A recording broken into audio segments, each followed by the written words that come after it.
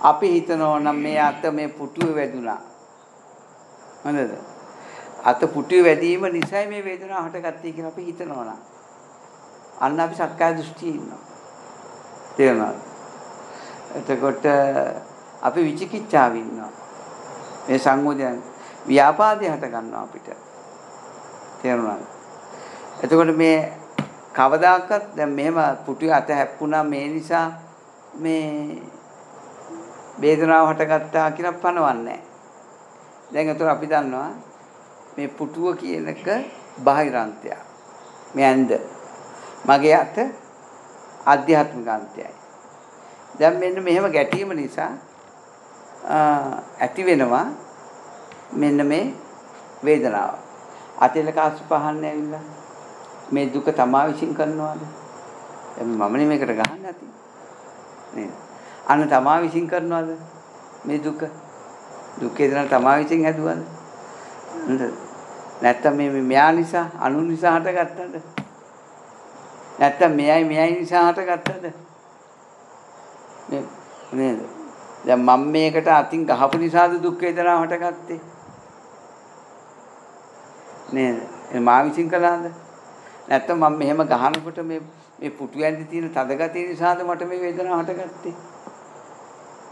එහෙමත් නැත්තම් මම මෙහෙම ගහනකොට මේ පුටු ඇඳත් අතත් නිසා නේද වේදනාව හටගත්තේ? නේද? එහෙමත් නැත්තම් මේක මෙහෙම ගහනකොට ඉබේ හටගත්තද ඒක? කියලා අහනවා. ඔය හතර ආකාරයෙන්ම අහනවා. ඉතින් බුදුරජාණන් වහන්සේ කියනවා මල් මේ ඔය ප්‍රශ්නේ අහන විදිය අචලකාන්ත කියන ප්‍රශ්නේ අහන විදිය වැරදි. ඔබ නේද? වේදනාව කියන එක මං විශ්ින් කරන එකකුත් නොවේ. මෙයා විශ්ින් පුටු ඇඳ විශ්ින් ඇති කරන එකකුත් නොවේ. පුටු ඇඳයි අතයි නිසා හටගන්න එකකුත් නොවේ. හොඳද? ඉබේ හට ගන්නවා නොවේ. මේ වේදනාව හටගන්නේ ස්පර්ශ ප්‍රත්‍යයෙන්. එතකොට මේ වේදනාව ස්පර්ශ ප්‍රත්‍යයෙන් හට ගන්නවා කියනකොට හොඳද? හොඳද? වේදනාව ස්පර්ශ ප්‍රත්‍යයෙන් හට ගන්නවා කියනකොට හොඳද? මේ අපිට පණවන්න බෑ මේ බාහිර රූපේ නිසා හටගත්තා කියලා. අපිට පණවන්න බෑ මේ අත නිසා හටගත්තා කියලා. අපිට පණවන්න බෑ අතයි මේ පුතු ඇඳයි නිසා හටගත්තා කියලා. හොඳද? අපිට පණවන්න බෑ මේ වේදනාව ඉබේ හටගත්තා කියලා. නේද? දැන් එතකොට මෙන්න මේ වේදනාව හටගත්තේ මේ එකකටවත් අයිති නැත්නම් ඒ වේදනාව පුටු ඇඳට පණවන්නෙත් නැහැ. අතට පණවන්නෙත් නැහැ. මේ දෙක නිසා නෙවෙයි වේදනාව හටගත්තේ. වේදනාව හටගත්තේ ස්පර්ශ ප්‍රත්‍යයෙන්. නේද? දැන් කෙනෙක් කියයි මෙහෙම. ස්පර්ශ ප්‍රත්‍යයෙන් හටගත්තේ මේ අත පුටුවේ ගෑවිච්ච නිසා හටගත්තා. අත පුටුවේ ගෑවිච්ච නිසා හටගත්තා කියලා කියනකොට නේද? අතයි මේකයි නිසා හටගත්තා කියන සංකල්පය තමයි දිටෙන්නේ. ඒකත් වැරදි. හොඳද? මේ වේදනාව හටගත්තේ ස්පර්ශ ප්‍රත්‍යයෙන්මයි. මේ කිසි අන්තයකට පණවන්නේ නැහැ. බාහිරයි මා විසින් කළා, අනුන් විසින් කළා, මමයි අනුයි එකතු වෙලා කරගත්තා, ඉබේ හටගත්තා. මේ එක න්‍යායකට පණවන්නේ මේ වේදනාව හටගන්නේ ස්පර්ශ ප්‍රත්‍යයෙන්. ඒ ස්පර්ශය මේකට මේ පුතු ඇඳට අයිතිත් නැහැ, මගේ අතට අයිතිත් නැහැ. ස්පර්ශය මේක නුවණින් දකින්න ඕනේ. අන්න මේ වේදනාව මේ පුටු ඇඳට අයිතිද? ඒ වේදනාව පුටු ඇඳට අයිති නෑ. නේද? ඒ වේදනාව මගේ අතට අයිතිද? මේ අතමත් වේදනාවෙන් හටගත්ත අතට අයිතිද? ඒත් නෑ. මොකද මේ මස් ඇට දුක දැනෙනවද? දුක් වේදනාවක් දැනෙනවද මේවට? නෑ. නේද? මේ පුටුවට දුක් වේදනාවක් දැනෙනවද පුටු ඇඳට? ඒත් නෑ. එහෙනම් අපිට කියන්න පුළුවන්ද මේ දෙක නිසා මේ වේදනාව හටගත්තා කියලා? කියන්න බෑ. අන්න මේ අන්ත දෙකෙන් බැහැර වෙනවා. තේරුණාද? වේදනාව මේකක් නිසා හටගත්ත නෙවෙයි යට නුවණ පෑදෙනවා ස්පර්ශ ප්‍රත්‍ය කරගෙන වේදනාව හටගෙන තියෙනවා. ස්පර්ශයට හේතුව මොකද්ද? සඩායතන. සඩායතනට හේතුව නාම රූප. නාම රූපට හේතුව විඥානය. විඥානයට හේතුව සංකාර. සංකාරට හේතුව අවිද්‍යාව. නේද? අන්න ඒකට කියනවා හොඳද? මෙතන මෙන්න මේ විදිහට පටිච්චසම්පාදයේ වැටහීමට කියනවා ආදි කල්යාණ කියලා. තේරුණාද? ආදි කල්යාණ එක. ආදි කල්යාණ කියන්නේ මෙහෙම අපි අත තියෙනකොටම වේදනාව හටගත්තා නම් අවිද්‍යාව පත්‍ය සංඛාර, අවිද්‍යාව නිසා සංඛාර, සංඛාර නිසා මේ විඥාන, විඥාන නිසා නාම රූප, නාම රූප නිසා මේ සඩායතන, සඩායතන නිසා පස්ස, පස්ස නිසා වේදනාව කියන ටික ඉදිරිය ඉවරයි. මෙහෙම කරනකොට ඉදිරිය ඉවරයි. මෙතන වේදනාව දැනනකොටම අර ටික ඉදිරිය ඉවරයි. ඒ නිසා කියන එක ආදි කල්යාණයි කියලා. තේරුණාද? එතකොට දැන් ඊට පස්සේ මේ වේදනාව නිසා මොකද්ද වෙන්නේ? වේදනා පත්‍ය තණ්හා උපදිනවා. තණ්හා පත්‍ය තණ්හාව හේතු කරගෙන උපාදානය. උපාදාන හේතු භව. භව හේතු කරගෙන ජාතිය. ජාති හේතු කරගෙන ජරා මරණ. ජරා මරණ නිසා ශෝක පරිදේව දුක්ඛ දෝමනස්ස උපායස මේ පටිසම්පාදේ. මේ පරියෝසాన කල්යාණ. තේරුණාද? වර්තමානයේ අපිට මේ හම්බ වෙන දේ මොකද්ද? ආදි කල්යාණ නෑ. ආදි කල්යාණ මධ්‍ය කල්යාණ. තේරුණාද? මේක මධ්‍ය කල්යාණයි. තේරුණාද? එහෙනම් මේ පටිච්චසම්පාදයේ තියෙනවා ආදි කල්යාණ තියෙනවා, පරියෝසాన කල්යාණ තියෙනවා, මධ්‍ය කල්යාණ තියෙනවා. මේ පටිච්ච සමුප්පාදයටමයි බුදුහාමුදුරු සවක්කාතයි කියන්නේ. මුල්ල මැද අග යහපත් කියන්නේ පටිච්චසම්පාදයටම විතරයි. ඔය මුළු ත්‍රිපිටකයේම තියෙන්නේ පටිච්ච සමුප්පාද ධර්මයි. එහෙමයි. ලෞකික වශයෙන් කිව්වත් ලෝකෝත්තර වචන වලින් කිව්වත් තියෙන්නේ පටිච්චසම්පාදය. ඒකයි ආදි කල්යාණ, පරියෝසాన කල්යාණ, මධ්‍ය කල්යාණ කියලා කියන්නේ. අන්න ධර්මයේ ස්වකහාත වෙනවා. තේරුණාද? දැන් ස්වකහාත මේ වේදනාව හටගත්තා. ඒක හට ගැනීමට හේතුව නෝනින් බලනවා. ස්පර්ශය මෙන් බලාගෙන යනවා. අවිද්‍යාව හම්බ වෙනවා. අන්න අවිද්‍යාව ප්‍රත්‍ය සංඛාර, සංඛාර ප්‍රත්‍ය මේ අන්ලෝම් පොතුලෝම් වශයෙන් මේක දැක්කා. ඒ වගේ මේ වේදනාව හට ගැනීම නිසා ආදි කල්යාණ ස්වභාවය දැක්කා. හොඳද? ඒක පරියෝසాన කල්යාණ තමයි වේදනාව නිසා තණ්හාව උපදින්නේ. තණ්හාව නිසා මොකද උපදින්නේ? උපාදාන. මේ විදියට පරියෝසాన කල්යාණ නේද? ඉදිරිය බලනවා. ඉදිරියට ඇති වෙන ටික. එතන මේ හම්බෙන මේ වේදනාව මධ්‍ය කල්යාණ. එතනින් තමයි අපි මේ ගැටේ ලියා ගන්නට වෙන්නේ. හොඳද? හේතුඵල ධම දකින්න ඕනේ. පටිච්චසමුපාද න්‍යායට අනුව. පටිච්චසමුපාදයෙන් ගැලවෙන්න නම් මේ මධ්‍ය කල්යාණ කියන දේ අල්ල ගන්නට වෙනවා. මේකම අපිට ලියන්නේ. ලේසි නෑ, අමාරුයි නේද? දැන් ඉස්ලාම අපි හොයාගමු මේ වේදනාව දැන් මේව ගැහුවාම හම්බෙන වේදනාව මේ පුටු ඇඳට අයිතිද? නෑ. මගේ අතේ තියෙන ඇටමස්ලේ නහරට අයිතිද? නෑ. එහෙනම් මේ දෙකටම අයිති නැතුවනේ මේ වේදනාව හටගන්නේ. ඒක නුවණට හම්බෙන්නවා. තේරුණා? නුවණට හම්බෙන්නවා. හම්බුනොත් විතරයි අපිට පටිච්චසම්පාද හේතුඵල ධම. දැන් මේ වේදනාව ඇතිකලේ පුටු ඇඳටත් නොවේ, අතත් නොවේ නා. නේද? වේදනාව ඇතිකලේ කවුද? ස්පර්ශ ප්‍රත්‍යයෙන් හටගත්තේ. ඇති කරපු කෙනෙක් නෑ. සක්කාය දෘෂ්ටි දුරු වෙන්නේ නැද්ද? දැන් වේදනාව මගේ කියලා අල්ලගන්න පුළුවන්ද? අල්ලන්න බෑ. මේකයි දකින්න ඕන. මධ්‍ය කල්යාණ වෙනකොට නේද? මේ ආදි කල්යාණ, පරියෝසాన කල්යාණ, මධ්‍ය කල්යාණ කියන පටිච්චසම්පාදයේ මේ ස්වකහාත ලෙස දකින්න ඕන. තේරුණාද? ස්වාක්කාත වශයෙන් පටිසම්පාදේ දකිනවා නම් එයා සක්කාය දෘෂ්ටි දුරු කරන මෙහෙම කරනකොට. මේ වේදනාව දැක්කනා. මගේ කයේ ඇති වෙන වේදනාව දැක්කොත් මට දතක කියනවා. ඒ වේදනාව තියෙන දතේද? ඈ? නැත්නම් හිතේද? හිතේ. වේදනාව තියෙනවද හිතවල? වේදනාව කියන්නේ චෛතසික ධර්මයන්නේ නේද? එතකොට සිතේ කියලා පනවන්නත් බෑ, දතේ කියලා පනවන්නත් බෑ. දත කියන්නේ රූපය, සිත කියන්නේ නාමය. මේ දෙකටම පනවන්න බැරි යනවා. වේදනාව. ඉතින් වේදනාව කියන එක හටගන්නේ කුමක් හේතු කරගෙනද?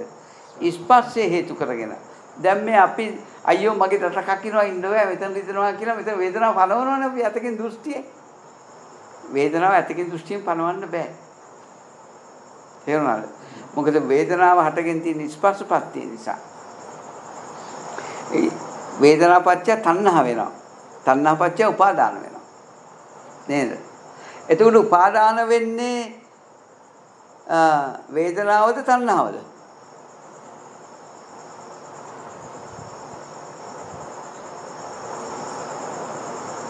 පටිසම්පාදයට අනුව උපාදාන වෙන්නේ වේදනාවද තණ්හාවද? ඈ?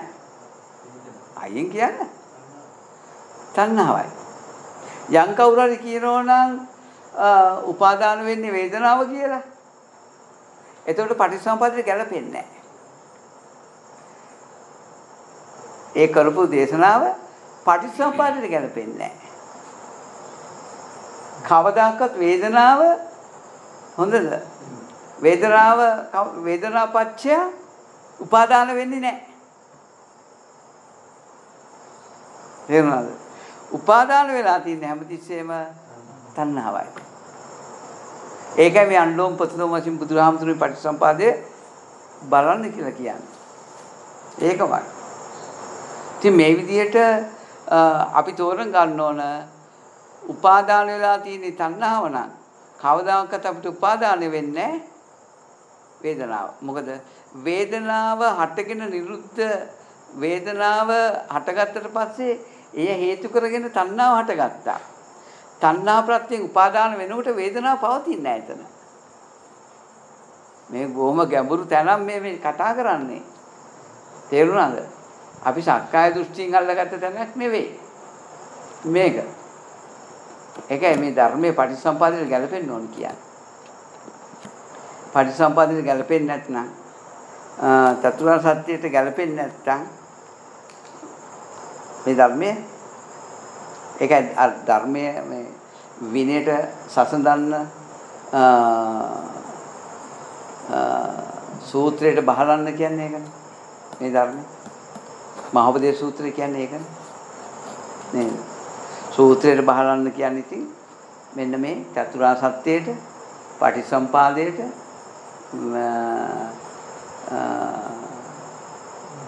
කියන කාරණා විනයට සූත්‍රයට තවත් තැනක සුබද්දට ඉතික් කියන මේ කාරණා හතර බුද්ධ දේශනාව ගැලපෙන්න ඕන කියලා.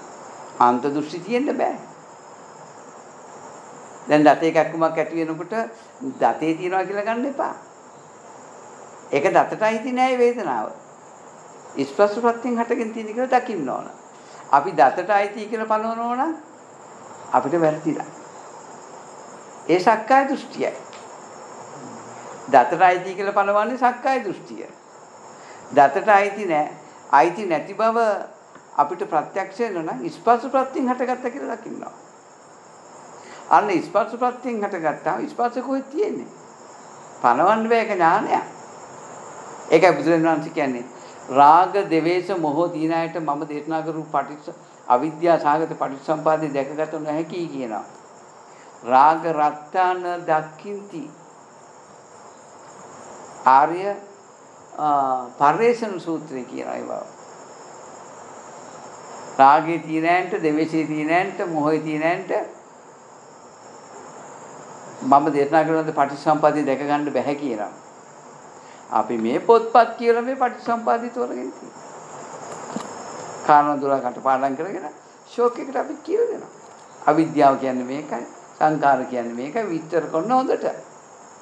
ඒ විස්තර කළාට අපි හිතන්නේ විස්තර කිරීම මෙයා ධර්මයේ දැකලායි කියලා. ඒ විස්තර කිරීම තුල බලන්න ඕන බාහිර අන්තයට වැටෙනවද ආධ්‍යාත්මික අන්තයට වැටෙනවද ඒ පටිච්චසමුපාදයේ විස්තරය අතීතයට අනාගතයට වර්තමානට වැටෙනවද කියලා බලන්න ඕන. මේ විදිහට අපිට මේ දැනෙන වේදනාව හොඳද? මම මේ පටිච්චසමුපාදයේ එකයි කතා කරන්නේ අනිත්‍යවත් මේ විදිහටම ගලපන්න ඕනේ. මේ අපිට හම්බෙන මේ වේදනාව හොඳද? ස්පර්ශ ප්‍රත්‍යයෙන් හටගන්න. අන්න ස්වාක්ඛාතු ධර්මයක් හම්බෙනවා අපිට. වේදනාව අපි සිහි කළා ස්වාක්ඛාතු ධර්මයක් මතු කරගත්තා. අන්න ඒක මටම සම්දිට්ඨිකයි. අන්න අවිද්‍යාසගත පටිච්චසමුපාදය දැක්කම අන්න මධ්‍යම ප්‍රතිපදාවට ආවා. මධ්‍යම ප්‍රතිපදාව කියන්නේ අවිද්‍යා සහගත පටිච්චසමුපාදය කියන්නේ සක්කාය දෘෂ්ටි දුර වෙන මඟ. මේක තමයි මාර්ගය. මේ පටිච්චසමුපාදයයි මාර්ගය. හේතුඵල ධම. ඇයි මාර්ගය කියන්නේ? මේ පටිච්චසමුපාදයේ මනාව දකින්න කෙනෙක් ඉන්නවා යා තමයි සක්කාය දෘෂ්ටි දුරු කරන්නේ. වේදනාව මගේ දතක ඇති වුණා නෙවෙයි. වේදනාව දත පණුව කාපු නිසා ගලක් හැපිච්ච නිසා ඇති වුණා නෙවෙයි. වේදනාව ස්පර්ශ ප්‍රත්‍යයෙන් හටගත්තා කියන්නේ. ගලක් හැපුණා මට. ගලක් හැපීමෙන් තමයි දතේ වේදනාව හටගත්තේ. ගල බාහිරයි දත ආධ්‍යාත්මිකයි. අන්න අන්ත දෙකේ ඉන්න අපි දන්නේ නැතුණාට. වේදනාව පනවනවා අන්ත වලට සාපේක්ෂව. මේක සක්කාය දෘෂ්ටියයි. තේරුණාද? යම් කෙනෙක් වේදනාව හටගත්තේ ගලවක්වත් දතවක්වත් නිසා නෙවෙයි ස්පර්ශපත්යෙන් කියලා දකින්නවනම් අන්න එයා සක්කාය දෘෂ්ටිය ප්‍රහාණය කරනවා. එයා සක්කාය දෘෂ්ටියක් දකිනවා, සක්කාය දෘෂ්ටි සමුදයක් දකිනවා, සක්කාය දෘෂ්ටි නිරෝධයක් දකිනවා, සක්කාය දෘෂ්ටි නිරෝධ කරන මාර්ගයක් දකිනවා. මෙතනින්ම හම්බ වෙනවා. ඒ නිසා මාර්ගය අතිසියුම්. මාර්ගය අතිසියුම් නිසා මාර්ගය වටහා ගැනීම එච්චර ලේසි නෑ. අමාරුයි. අපි හැමතිස්සෙම වේදනාව යම් තැනකට පනවනවා. මෙතන හැප්පුණා නම් පිටික ඉන්න බෑ මෙතන රිදෙනවා. එහෙම කිව්වත් කමක් නෑ. හැබැයි අපේ ඔළුවක් තියෙනවා මේ වේදනාව මෙතෙන්ට අයිති නැති බව. මෙතෙන්ට ඔයාට මොකක් හරි දතේ අමාරුවක් හරි ඔළුව කැක්කුමක් හරි ඇඟපතේ මොන හරි අමාරුවක් තියෙන වෙලාවක් කියන්නකෝ. ඔයා සිහි කරන්න. ඔයා මෙතෙන්ට ඇති කියන දෘෂ්ටියෙන් පනවන්න නැතුව ස්පර්ශ ප්‍රත්‍යයෙන් හටගatti කියන සිහි නුවණින් දකින්න ඒ වේදනාව. තේරුණාද? මේ වැලමිටවත් අතට වක්කත් වග්ගඩුවකට පෙනහල්ලකට ඇහැකට කනකට මේ කොහටවත් මේ වේදනාව අයිති නැති බව දකින්න පුළුවන් නම් ඒක වේදනාව සංසිඳනවා.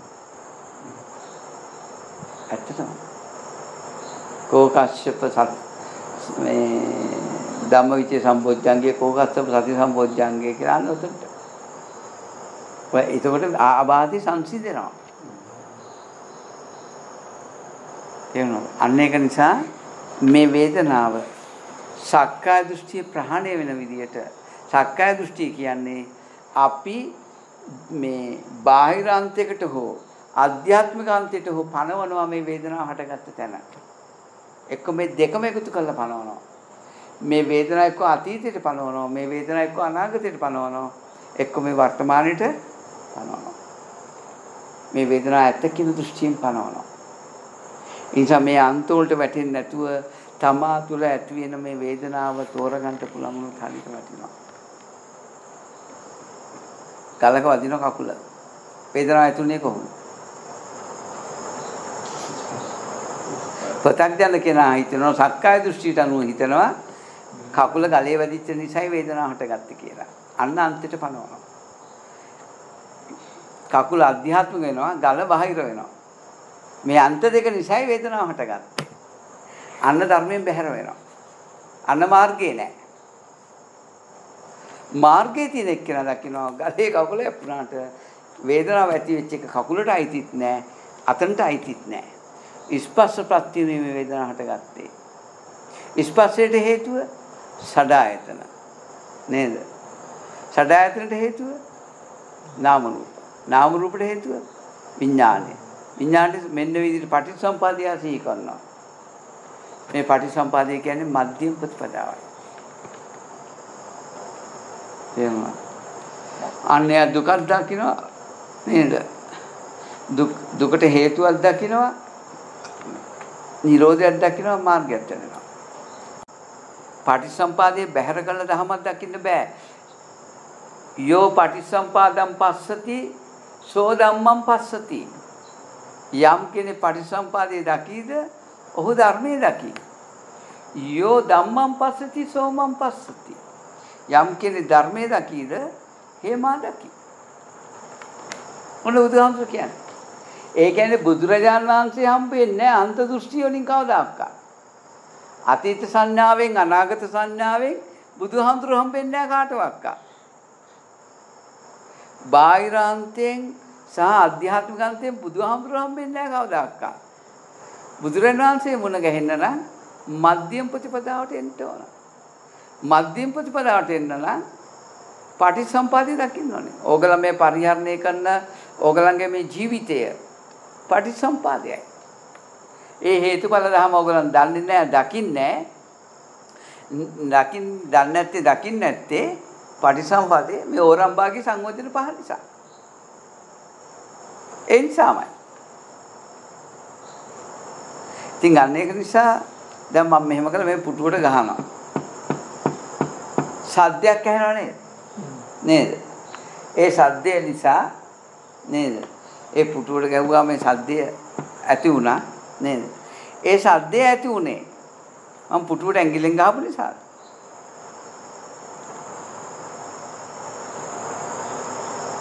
දැන් මෙතන බීරෙක් හිටියොත් මම මෙහෙම කළා කියලා ඇහෙනවද යාට?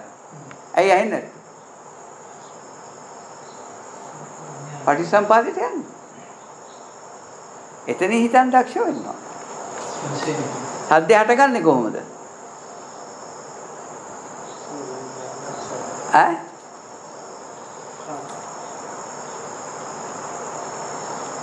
සද්ද හටගන්නේ කොහොමද? ප්‍රසාදයත්, සද්දයත්, විඥානයත් කියන කාරණා තුනක් නිසායි සද්ද හටගන්නේ. තේරුණාද? අන නාම රූපත්යෙන් මේ සඩායතන කියන්නේ සෝත විඥානේ පහළ වෙලා. එහෙනම් ඒ සෝත විඥානේ හේතු කරගෙන ස්පර්ශය හට ගන්නවා. ස්පර්ශය හේතු කරගෙන සැපෝ දුක්ඛෝ අදුක්ඛ සුඛ වේදනා හට ගත්තා. ඒ නිසා තණ්හාවට ගන්නවා.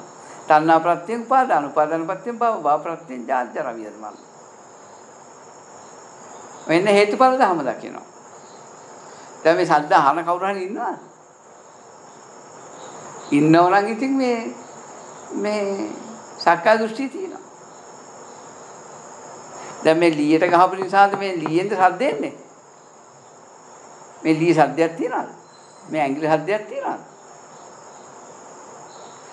මේ ලීයට ගහපු නිසා සද්ද එනවා කියන්නේ සක්කාය දෘෂ්ටිය. සක්කාය දෘෂ්ටිය දුර වෙන විදියට දුර වෙනවා කියන්නේ මම කරනවා අනුන් කරනවා කියන දෘෂ්ටි වලට එන්න එපා. ඒ සක්කාය දෘෂ්ටියයි. හේතුවක් නිසායි ඵලය හටගන්නේ. ස්පර්ශ නිසායි වේදනාව, වේදනාව නිසායි තණ්හාව. තණ්හාව නිසායි උපාදානය. නැතුව මේ මං කරන වැඩක් නෙවෙයි. මෙහෙම කරලා හයියෙන් ගැහුවාම මගේ ඇඟේ වේදනාව නෙමෙයි, මගේ ඇඟේ නෙමෙයි වේදනාව හටගත්තේ. ස්පර්ශපත්ති වේදනාව හටගත්තා. ඒ වේදනාව මගේ මේ අටමස්ලින වලට අයිති නැති බව අපි දකින්නවා. ඒ නුවණ තියෙනවා. ඒ නුවණ උතු කටයුතු කරන්න. නැත්නම් ඉතින් ගොඩෙන්න අමාරුයි. සෝවාන් ඵලයක් ලබා ගන්න මේ ජීවිතේ නේ.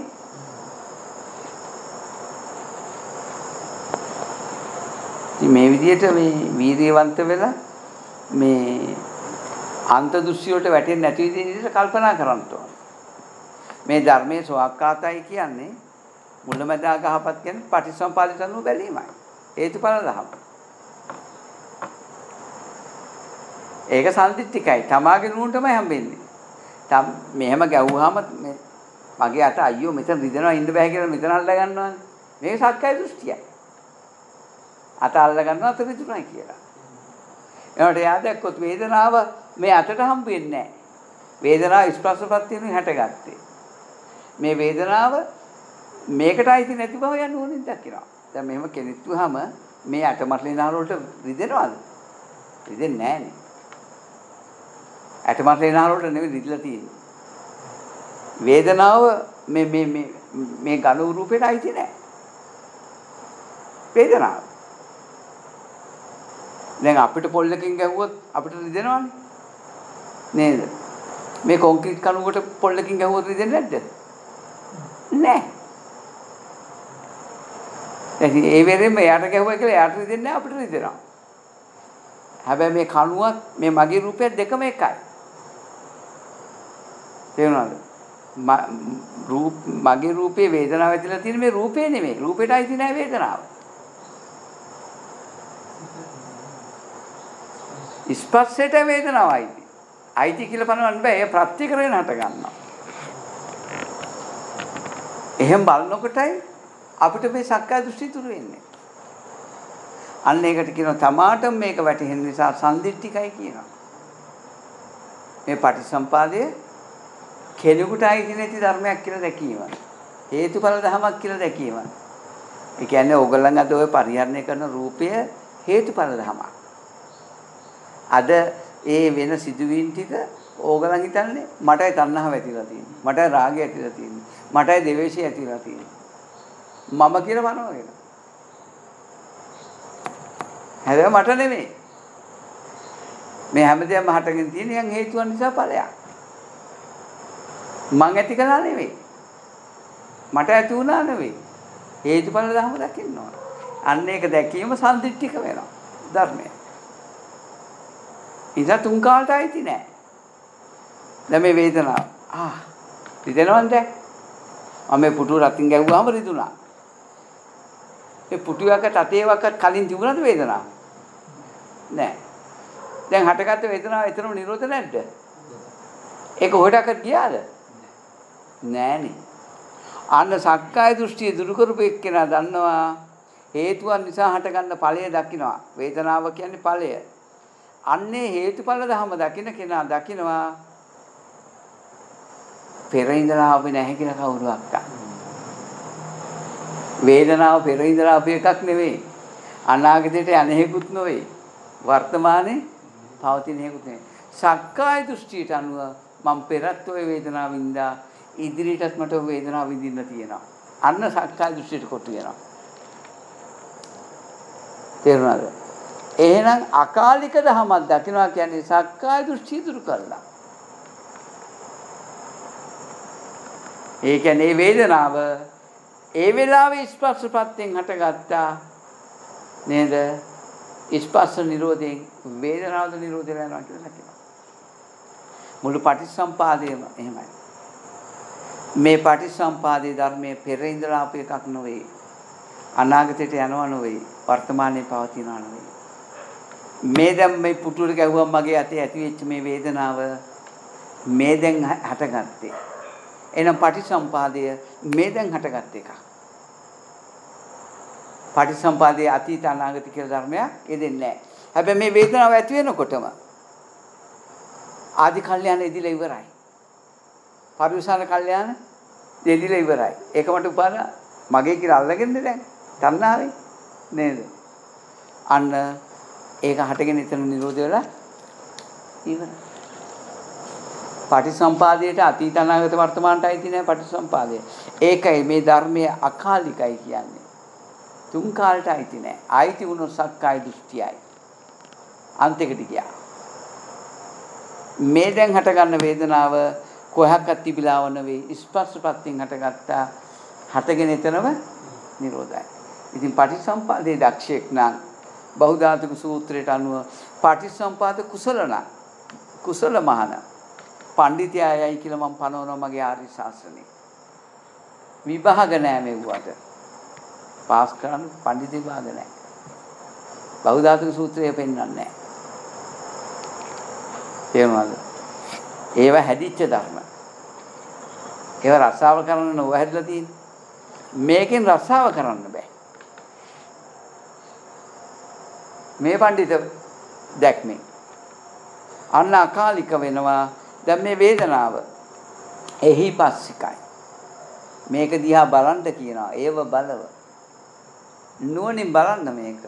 අන්තයකට අයිතිද? මොකද්ද වෙන්නේ කියලා. ඕපනයිකයි. පච්චත්තං වේතබ්බෝ විඤ්ඤාණීති.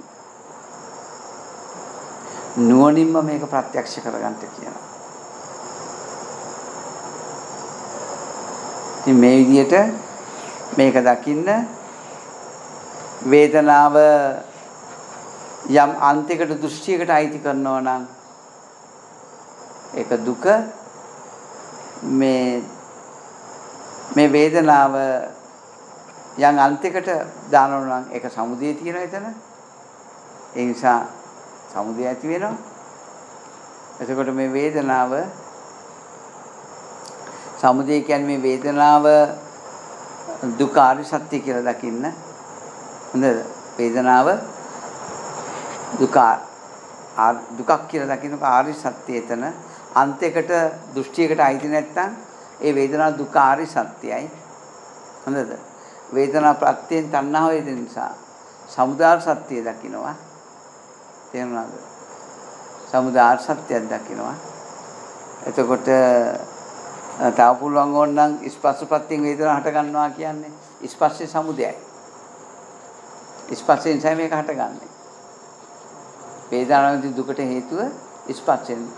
එහෙම වන්න පුළුවන්. ඔක අනුලෝම ප්‍රතිලෝම වශයෙන් සිහි කරන්න පුළුවන්. එතකොට නිරෝධය දකින්න අය ස්පර්ශයේ නිරෝධ වෙලයි වේදනාව හම්බ වෙන්නේ. දුක හම්බ වෙන්නේ. මුළු පටිච්චසමුපාදයේම ගලප ගන්න. ස්පර්ශය දුක ස්පර්ශ සමුදය මොකද්ද?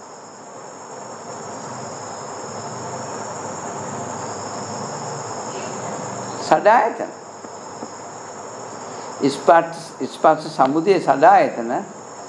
ස්පර්ශය දුක. ස්පර්ශය එකාන්තයක්. ස්පර්ශ සමුදය එකාන්තයක්. ස්පර්ශ නිරෝධය මැදයි. නිරෝධය සාත් කරා. අවිද්‍යාවෙන් ගන්න පුළුවන් නේද? ඈ? අවිද්‍යාවෙන්. ඔව් අවිද්‍යාව එදෙනවා. ඔය මොන න්‍යාය ධර්මයෙන් ආවත් අවිද්‍යාව එතන ඉඳන් මේක එදිලමයි. ඒක මතු කර ගන්නවා. පටිච්චසමුපාදයේ දකින්නෝනේ මාර්ගඥානෙ. අන්ත දෘෂ්ටි වලට පනවන්නේ නැත්තේ නැකි. ඒකයි වෙන්නේ.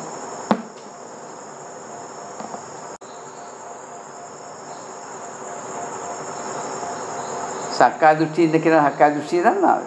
දන්නේ නැහැ. දකින්නෙත් නැහැ. ඒක දුරු කරන් දන්නෙත් නැහැ. ඇයි ඒ? මාර්ගය නැති නිසා.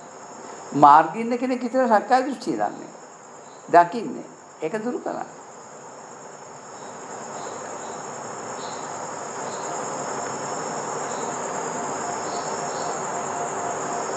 ඉතින් සිය සතිය පිටව ගන්න. හේතුඵල ධර්මය.